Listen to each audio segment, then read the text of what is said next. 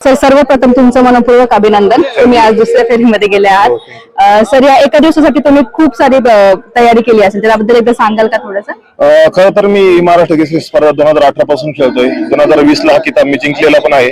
पण प्रत्येकाची आशा असते की दोनदा महाराष्ट्र केसरी हो किंवा ट्रिपल महाराष्ट्र केसरी हो. त्या आशेने मी तेव्हापासून 2020 पासून परत डबल महाराष्ट्र केसरी होण्यासाठी प्रयत्न करतोय. एकदा फायनलला हारलोय. परत आता यावर्षी जोमाने काकासाहेब पवार आमचे गुरुवर यांनी तयारी करून घेतली आणि त्या तयारीच्या यांनीच आम्ही मैदानात उतरलोय आणि तसा माझा मी प्रयत्न करतो की या ठिकाणी औरंगाबाद जिंकेल.